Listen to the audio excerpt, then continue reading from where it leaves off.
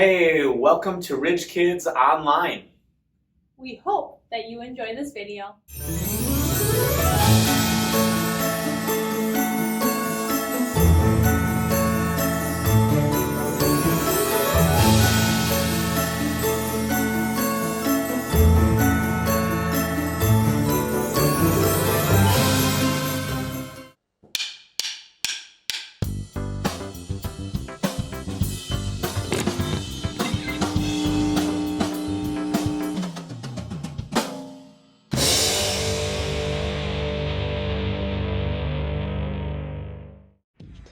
What do you like to get wrapped up in? Maybe it's your favorite video game. You're so lost in the game that when mom calls you for dinner, your hands are cramped up and you realize you didn't get your homework done. Or maybe you like to get wrapped up in a great book.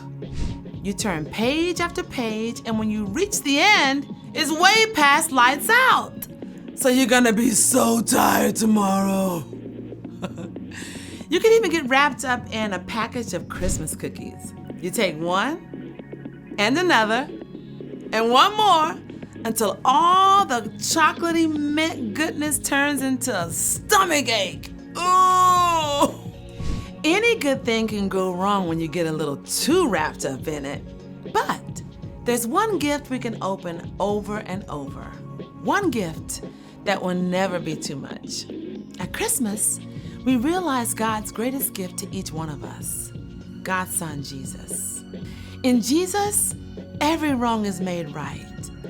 In Jesus, every broken thing is made whole. You just cannot get too wrapped up in celebrating Jesus' amazing love for us. When you live every day with the joy and peace that comes from following Jesus, others can see God at work in you. That's why sharing God's gift of Jesus at Christmas is an amazing way to worship God with your life.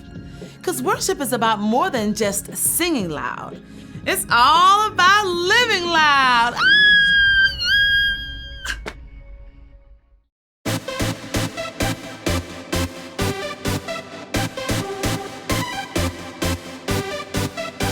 I will go and tell it, I will go and tell it. Tell it from the mountaintop. I will go and tell it, I will go and tell it. Tell it from the mountaintop. Thank you for sending Jesus. He was born for all the world. You gave us so much love, and I'm telling all the world. I will go and tell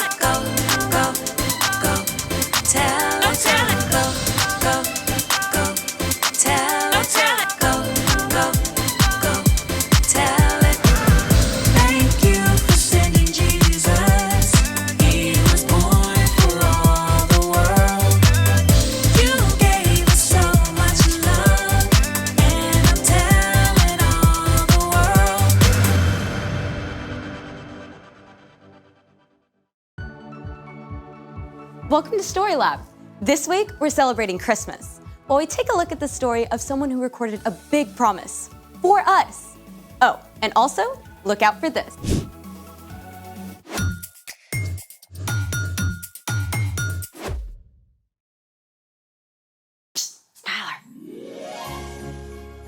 Hey, I'm Skylar. And I'm Sebastian. We're talking about Christmas, which is celebrating Jesus, God's greatest gift.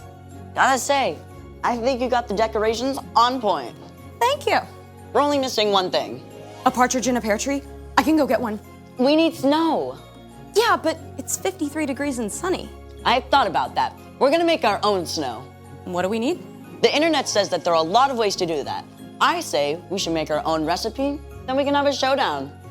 Or a snowdown. I see what you did there. I'm ready. Let's make it! For our first DIY snow, you just need 2 ingredients, cornstarch and lotion. Step 1, dump all the cornstarch in the bowl.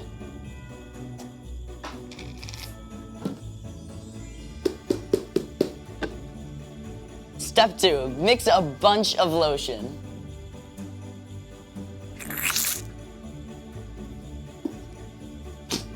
I think we got everything. Now listen closely, because the next part is extremely complex and technical. Just squish it. Wait, that's it? Yeah, I mean, you just have to mix it up for the perfect consistency for a big, fat snowball coming right at you. Ta-da! Not bad. It's snow good. But mine will be snow much better. For this next DIY snow, you're also only going to need 2 ingredients. Baking soda and shaving cream. First step, pour a box of baking soda into a bowl. Step 2, pour in the shaving cream. This is so satisfying, like cranking self-serve ice cream. With all the topping. Now, mix it up really well. This is gonna take like 2 or 3 minutes to get right, I think.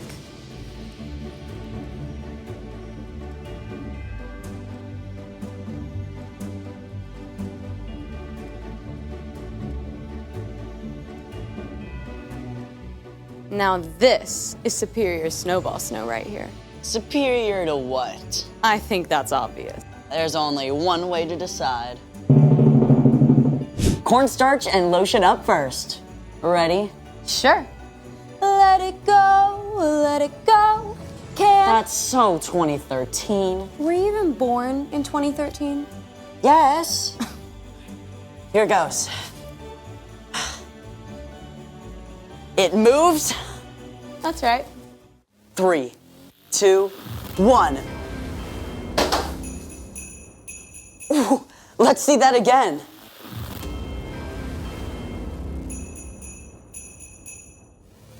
Ooh, look at that impact. I'll give it to you, that was pretty good. Okay, my turn. Sure. I bet yours is going to explode into thousands of pieces midway through. You wish. Here we go. Not that bad. I think we should try them side by side. Yeah, let's try that. All right. Okay. You got one? Yep. Okay, ready? 3, 2, 2, 1. Okay, I'll give it to you. Cornstarch and lotion, but only because your throw was better than mine. I'll take it, I'll take it. That was awesome. Can we do it again? Absolutely. But first, let's get ready for... The story before the story. Today, we're in the 23rd book of the Old Testament, Isaiah. In the beginning, out of love, God made an amazing world. But when people turned away from God, the world was broken. God made a plan to bless the whole world through Abraham's family, the Israelites. But over and over, God's people would run to God and then pull away, just like a yo-yo. After King David's son Solomon, the kingdom of Israel was split into 2 nations. During this time, God spoke through prophets to encourage them to turn their hearts back to God and to tell them about the rescuer God would send. One of these prophets was a man named Isaiah, which is where our story starts. Take it away. Hey, everybody! Hey, Erica. Isaiah lived more than 700 years before Jesus. And get this, his name means the Lord saves us. Think about that. Even Isaiah's name pointed to God's plan to save the Israelites and the whole world. Isaiah was a prophet, someone who listens to God and then shares truth from God with other people. Often this is a message about events that will take place in the future. Then I heard the voice of the Lord. He said, "Who will I send? Who will go for us?" I said, "Here I am. Send me." Isaiah lived in Jerusalem. Though Jerusalem was still free, the northern part of Israel had been conquered by the Assyrians. With enemies closing in, Isaiah knew it was only a matter of time until the rest of the Jewish people were taken captive too. Isaiah served as an advisor to the king, but many of the messages that he shared also spoke about a time far into the future, a time when God would send someone to rescue God's people forever. The people who are living in darkness will see a great light. They are now living in a very dark land, but a light will shine on them. That light Isaiah was writing about wasn't an actual light.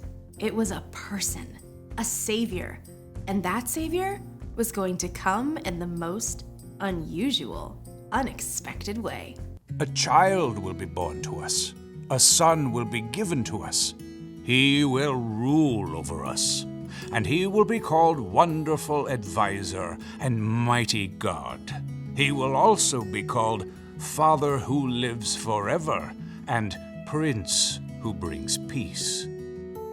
Isaiah wrote that a savior would come as a baby. Now, remember, this is over 700 years before Jesus was born. Let's take a look at what Isaiah said would be true of the savior God would send. Spoiler alert, we know the savior or rescuer is Jesus. Wonderful advisor. That's true, right? When we aren't sure what to do, Jesus directs and guides us. He knows exactly what we need. Even when we face the most difficult challenges, we can always trust him to lead us in the right direction.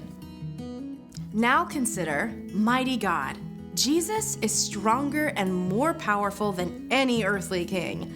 Just think of the amazing things that Jesus did. He made people who were blind see and healed people of all kinds of sickness.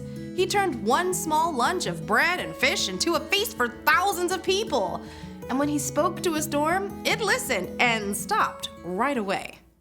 Father who lives forever. Jesus will live and reign forever. He was with God in the beginning, and he'll never leave us. Like a good father, he provides everything that we need. He always wants to spend time with us and delights in us, even before we do anything for him. Prince who brings peace. When people turned from God, the world was broken. When Jesus laid down his life for us and rose again, he made peace between people and God. When we believe in Jesus and follow him, our relationship with God is restored. We can have life forever with God. In the end, Jesus will bring an end to all conflict and all wars, and in Jesus, everything that is broken will be made whole. These are amazing promises! But Isaiah wasn't finished with his picture of the rescuer God was going to send.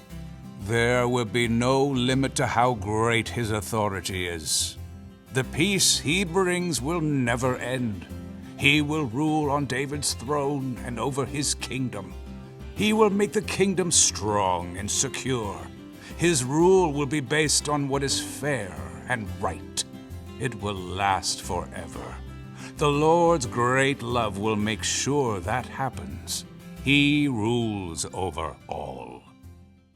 From the very beginning, God had a plan to rescue the Israelites, right? Even when things seemed dark and hopeless, God was making a way, not just for the Jewish people, but for all of us to be saved. And it would all depend on a tiny, helpless baby. But that's a story for next time. Mind blown. I mean, It's incredible how everything came together. God's always at work, even when we don't see it. So, what's our part in this story? Glad you asked. Well, just like for the Israelites during the time of Isaiah, things can look pretty dark. We hear about terrible things happening all over the world all the time. And there are probably some things going on in your own life that don't make sense either. Maybe your best friend is moving away, or your mom just lost her job and you can tell your parents are really worried. Yeah, or you might be like my friend, where she has a condition where she has to go into the hospital every month for treatment. It's tough, and none of these things seem to make sense. But even when you can't see the way forward, remember that Jesus is our wonderful advisor. Our mighty God and Father who reigns forever. Our Prince of Peace. Exactly, and you can trust that God has a plan, and that in the end, everything that's wrong and confusing will be made right. Now that's something to celebrate. For sure. I'll see y'all next time. Bye, Erica. So here's the thing. God always has a plan. I have a plan for the rest of this snow. Hey!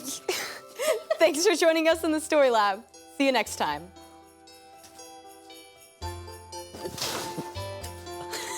All right. Good shot. Good shot. Good throw.